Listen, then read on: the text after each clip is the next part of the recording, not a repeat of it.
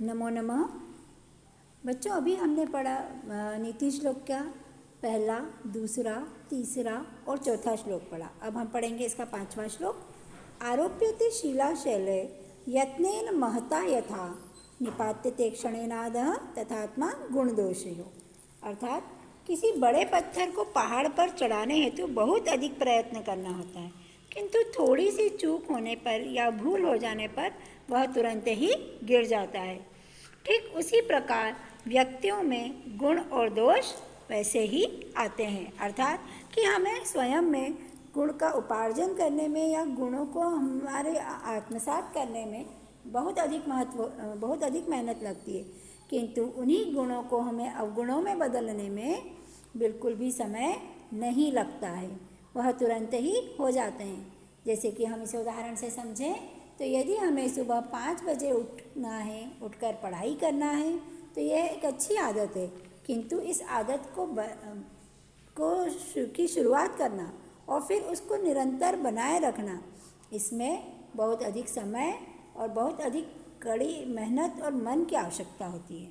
जब हम मन में धारण कर लेते हैं तो हम ऐसा कर सकते हैं, किंतु ऐसा करना, ऐसा सोचना ही सब कुछ नहीं होता।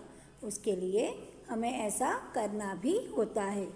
8 बजे तक सोना हो, 9 बजे तक सोकर उठना हो, तो इसमें कोई बहुत बड़ी बात नहीं है। वो तो आप लोग रेगुलर करते ही होंगे, पर 5 बजे उठकर पढ़ाई करना, सैर पर जाना, व्यायाम करना, कुछ कार्य करना, ऐसा तो नहीं करते ना।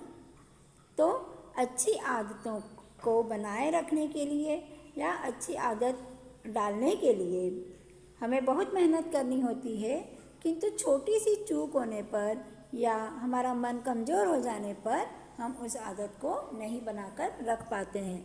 अर्थात हम नीचे की ओर गिर जाते हैं और इससे व्यक्तियों का पतन होना प्रारंभ हो जाता है। ये नीति श्लोक बहुत प्राचीन समय में लिखे गए हैं, किंतु वे आज भी हमारे वर्तमान समय में बहुत प्रासंगिक हैं। यदि हम इनके अनुसार आज भी यदि कार्य करते हैं तो हमें निश्चित ही अपने जीवन में सफलता की प्राप्ति होती है। नेक्स्ट देखेंगे अब हम। उद्योगे नास्ति दारिद्र्यम जपतो नास्ति पातकम मौने च कलहो नास्ति नास्ति जागृते भयम। अर्थात परिश्रम करने से गरीबी नहीं होती है। उद्योगे नास्ति दारिद्र्यम, अर्थात कि जब हम मेहनत करते हैं तो हमें पैसे मिलते हैं और उससे गरीबी नहीं होती है। जपतो नास्ति पातकम, अर्थात भगवान का नाम लेने से हमारा पतन नहीं होता है, हम गलत आदतों में नहीं पड़ते हैं और अच्छी संगति रखते हैं, जिससे कि हम अपने जीवन में और अधिक उन्नति कर पाते हैं। मौने च कलहो नास्ति, चुप रहने से झगड़ा नहीं होता है। नास्ति जागृते भयम, और जागते रहने से डर नहीं लगता है, भय नहीं होता। यहाँ जागते रहने का तात्पर्य यह नहीं है कि आप रात में 10 बजे डंडा लेकर और घूमने लगें।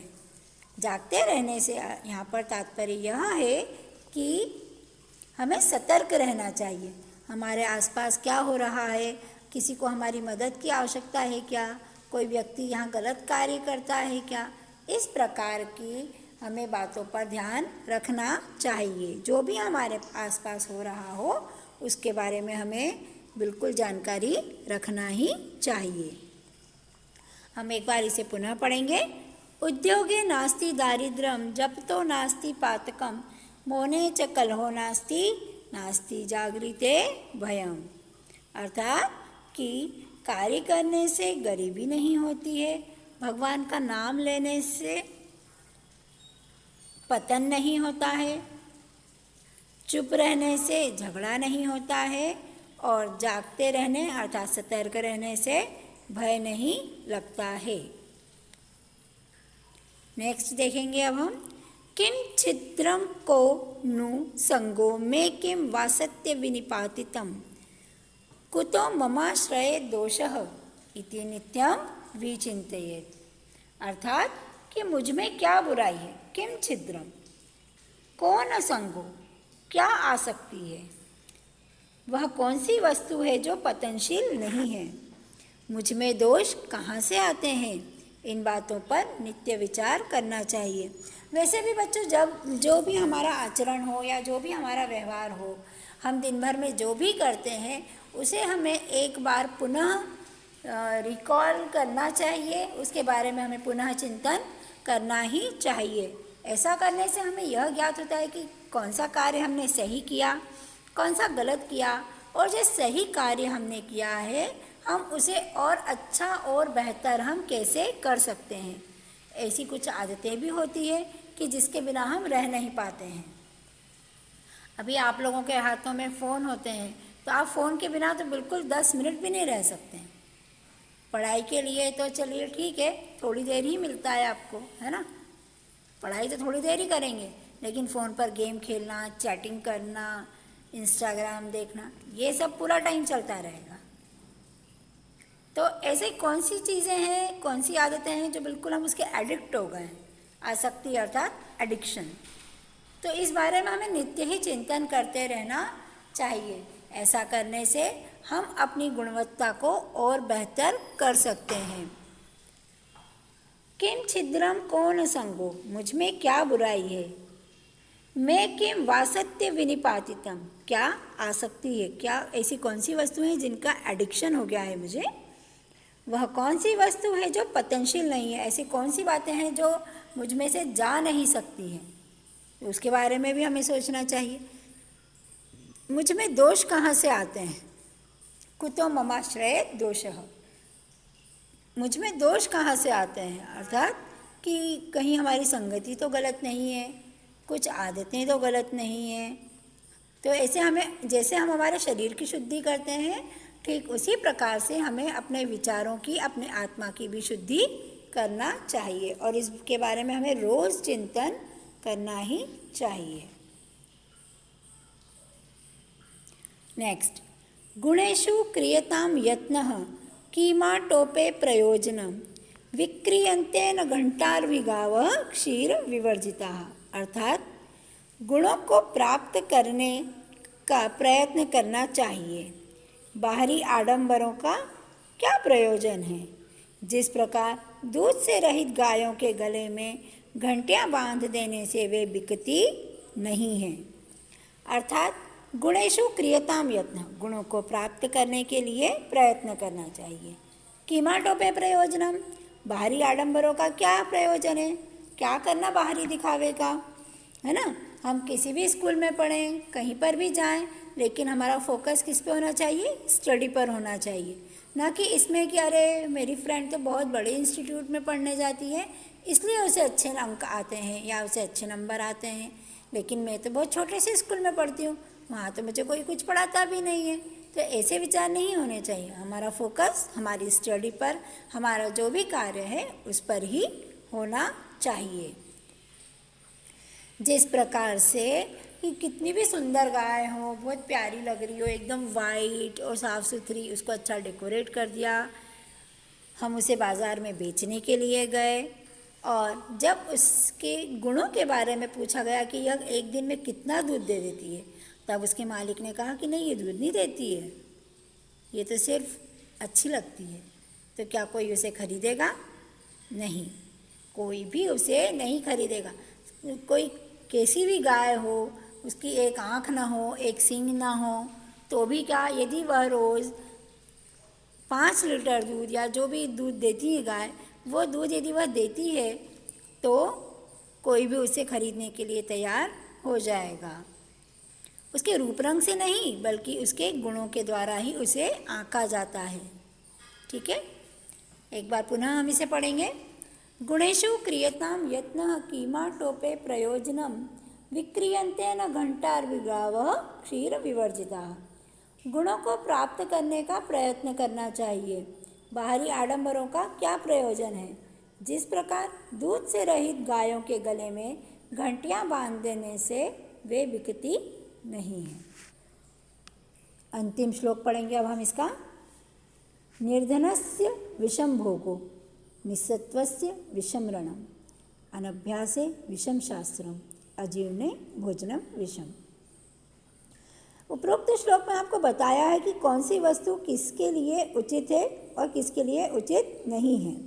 जैसे गरीबों के लिए भोग विलास की वस्तुएं विष के समान होती है, निर्धनस्य विषम भोगो।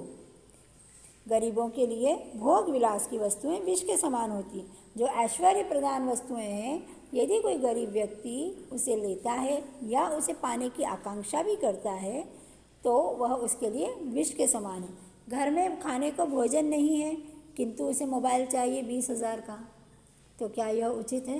नहीं। निसत्वस्य विषम रणम, अशक्त के लिए युद्ध भूमि विष के समान है।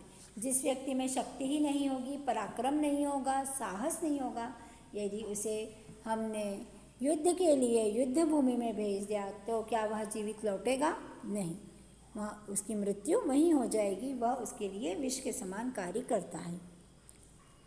अनभ्यासे विषम शास्त्रम, अशिक्षित के लिए शास्त्र विष के समान है। यदि कोई व्यक्ति शिक्षित ही नहीं है तो वह शास्त्र पढ़कर क्या करेगा? उसके लिए जब कोई शास्त्र का ज्ञान ही नहीं है उसे, तो क्या वह दूसरों को क्या ज्ञान दे सकता है? नहीं।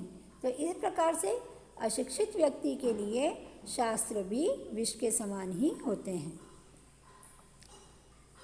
अजीर्णे भोजनम विषम, अर्थात अपच की स्थिति में भोजन विष के समान होता है।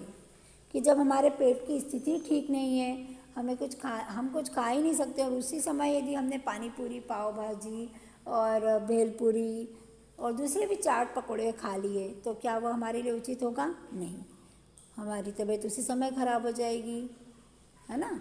तो ठीक उसी प्रकार से वह भोजन भी विष के समान हो जाया करता है।